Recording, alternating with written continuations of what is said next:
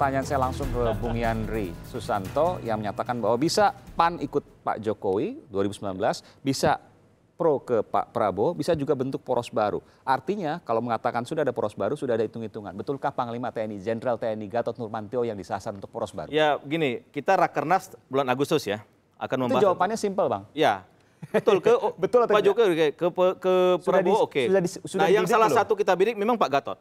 Oh, ini jujur ya? Oh, ya betul. Ini pertama kali PAN kemudian mengatakan bahwa Ya, salah satunya Pak Gatot Nurmantio. Nah, jadi di luar Pak Jokowi, untuk poros Prabowo, ada Pak Gatot. Ya. Pak Gatot ini kan dari sisi kepemimpinan, kemudian loyalitas terhadap negara, itu kan sudah tidak dilakukan. Karena dia memang sudah sampai level tertinggi kan sebagai Panglima. Artinya ujian dari bawah itu sudah sangat teruji. Ya. Nah tetapi ini tentu komunikasi dengan partai lain juga penting. Karena PAN kan nggak bisa mengusung sendiri. Nah yang penting begini Mas. Oleh karena itu sekarang. Nggak, yang penting begini. Ini kan pesta demokrasi. Yang kita hindari kan calon tunggal. Jangan sampai misalnya cuma Pak Jokowi sendiri yang melenggang, yang lain nggak berani. Itu juga nggak sehat untuk kehidupan demokrasi kita. Rakyat tidak tercerahkan untuk pilihan-pilihan. Jadi kalau PAN itu semuanya masih terbuka sekarang. Ke Jokowi oke, ke Pak Prabowo oke. Tapi kami sudah lihat pendatang baru yang paling berpotensi yaitu Pak Gatot. Dan Panglima TNI. Bukan untuk kemungkinan PAN dan bersama koalisi lainnya yang kita tidak tahu siapa. Bisa juga nanti misalnya PKB, Golkar, atau yang lain menuju ke Pak Gatot. Bisa. Apa yang nggak mungkin? Siapa mau didekati? Partai mana?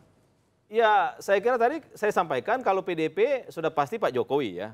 Mungkin Nasdem dan Hanura sudah 99% pastilah. Tapi ya. kalau P3 saya masih ragu tuh, walaupun kemarin mereka mendeklarasikan. P3 ragu Pak Jokowi? Saya kira enggak. Belum tentu ke P3 Pak Jokowi. masih bisa digoda oleh PAN PKB belum tentu. ikut bikin poros baru. Bisa. Kemudian memajukan Pak Gatot. Bisa, apalagi Hanura, Golkar. Bisa. Jadi dalam analisa kita dari sisi syarat pencapresan 20%. Kenapa Golkar Anda yakini bahwa Golkar tidak akan setia ke Pak Jokowi?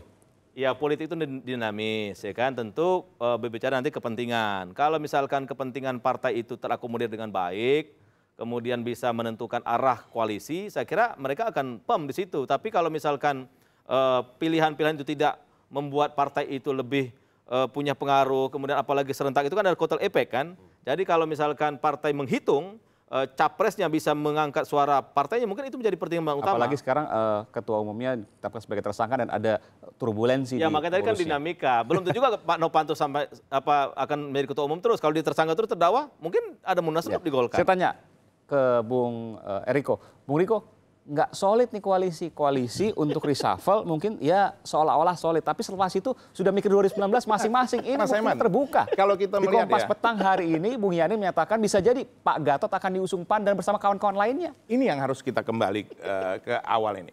Yang disebut koalisi itu sebenarnya kalau dalam sifat presidensial itu tidak ada. Tapi bahwa partai-partai mencalonkan calonnya untuk calon presiden. Nah tadi sudah Mas Aiman sampaikan ada kemungkinan 3. Kalau kita lihat maksimum 4 calon Mas Yandri ya seperti itu. Dan ini sudah kita duga Mas Aiman. Karena kenapa? Di tahun 99 tadi saya sudah sampaikan kata kuncinya. Tahun 99 terjadi. Kita menang dikalahkan oleh poros tengah. Yaitu dan tadi kalau kita lihat Pak Amin menyampaikan itu ya. Ini dari kami ya tentunya pandangan. Ini silakan Mas Yandri. Ini sudah hampir pasti. Hampir pasti? Hampir pasti. Ini tinggal hanya pengesahannya saja. Karena selalu yang dari dulu pasti apa nih? Kata-kata Pak Amin ini pasti akan terjadi gitu loh. Kalau biasanya di Pak Asman Abnur akan keluar. Saya tidak sampai ke sana. Itu maksudnya pasti artinya mendirikan satu, katakan apakah bersama nanti dengan Gerindra ataukah dengan poros baru, itu sudah hampir pasti. Jadi nggak mungkin dengan Pak Jokowi. Pengesahannya aja. Kalau kita melihat tadi yang disampaikan Pak Amin sudah terlihat 99, 20 tahun memang 2 dekade akan terlihat. Tapi ya kali ini tidak sama seperti dulu. Kita kan sudah mengantisipasi hal-hal seperti ini. Sebenarnya Mas Aiman, kenapa partai-partai ini sebenarnya menginginkan 0%? Mereka kan tentunya ingin bertahan di dalam gelanggang politik ini. Jadi mereka harus memajukan ketua umumnya. Itu sebenarnya. Nah kalau PDI Perjuangan dari awal bukan itu yang paling utama. Tapi bagaimana untuk masyarakat. Kan tadi sudah kita lihat bahwa ada 5 nanti. Karena ketua umumnya kan nggak berniat untuk memajukan jadi calon presiden. Bahwa disinilah kita menunjukkan bahwa proses regenerasi, proses kaderisasi itu berjalan. Kan selama ini itu yang selalu dikatakan oleh masyarakat kritikan-kritikan seperti mungkin itu. Mungkin partai lain ya 0%. Tapi kalau kami 0% itu kenapa? Karena serentak itu loh. Karena 2014 kan sudah pernah dipakai angka itu. Jadi karena serentak, nggak ada acuan atau angka yang bisa dipakai hasil pemilu. Karena kan 2014, 2009 kan pernah dipakai. Alasannya itu bukan berarti ketua umum kami harus maju, enggak. Kalau kami itu tetap mencari yang terbaik untuk republik ini. Dan siapa yang diajukan pasti akan berpengaruh terhadap pileg. pemilu Pasti, legislatif. pasti karena masyarakat itu akan Melihat melihat sosok. ini partai ini mencalonkan sosok siapa itu pasti ada kotel efeknya. Sebenarnya itu yang pada awalnya kita usulkan untuk berbeda, Iya. ya Mas Yandri. Oleh Paling tidak karenanya- 1 bulan seperti itu. Iya, Tapi benar. itu tidak terjadi. Oleh karena sekarang PAN masih Sebenarnya ideal baca-baca itu ya pemilu siapa tidak yang serentak Tidak sebenarnya. serentak. siapa surveinya yang paling tinggi dan kira-kira untuk cocok yang paling cocok dengan konstituen PAN siapa? Dan sementara ini jawabannya adalah Jenderal TNI Gatot Nurmantio. Ya alternatif iya ya. Saya bilang tadi Dan Pak dengan Pak Prabowo, Jokowi kita masih yang jelas baik. bukan Pak Jokowi. Prabowo masih oke. Pak Gatot ya saya kira yang untuk pendatang baru kemudian masih segar dan dianggap alternatif ya. Ya di antara kan kalau Pak Prabowo dan Pak Jokowi kan tokoh lama nih. Ya kan mesti kalau ada yang baru ya kita cari siapa yang baru. Nah sementara kita lihat ada di Pak Gatot Nurmantio. Dan komunikasi itu akan coba dilanjutkan ke partai-partai lain, termasuk partai koalisi Pak Jokowi sekarang. Tadi Anda sebutkan P3 dan Golkar. Artinya semua akan digembosi. Enggak lah. Kalau itu kan tergantung Itu kan ke kembali masing-masing ke partai masing-masing. lah. Itu kan kewenangan masing-masing Iya. partai. Seperti tadi saya sampaikan Mas Saiman, tidak ada yang namanya koalisi itu sebenarnya di sistem presidensial itu. Cuma Tapi mencalonkan doang. partai-partai bersama-sama mencalonkan. Karena PDIP udah aman dengan Nasdem itu sudah bisa nyalonkan Iya. presiden. Jadi nggak Makanya ada saya bilang masalah. tadi, yang paling setia dengan Pak Jokowi itu adalah PDIP sama ya paling Nasdem sama Hanura. Nasdem dan Hanura. Ya yang lain, yang 3 itu, ya mungkin sekarang P3, sepertinya setia. P3, PKB, Golkar. Ya saya kira itu masih bisa sangat dinamis. Sepertinya setia. Sepertinya Padahal setia. bisa. Ya di April 2018 ketika tahapan pencapresan dimulai mungkin sudah kelihatan belangnya sebenarnya. Apakah mereka tetap di Pak Jokowi atau tidak. Kalau kami kan lebih clear kami kan. Dari Kalau sekarang PAN- sudah kami membuka wacana itu. Misalkan PAN kalau sudah nggak- kelihatan belangnya dari sekarang. Betul, kalau nggak ke Pak Jokowi, kami lihat ke Prabowo atau ke Pak Gatot. Kan udah terang-terangan.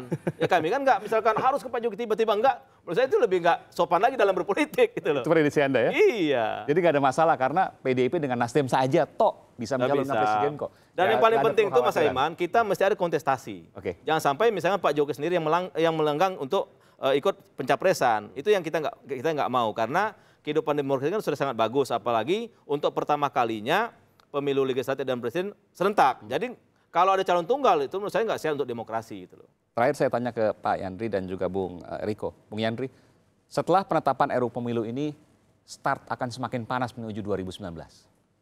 Pasti ya, karena semua partai tentu punya strategi ya, punya target dan punya cara di lapangan yang akan mereka gunakan untuk mencapai tujuan.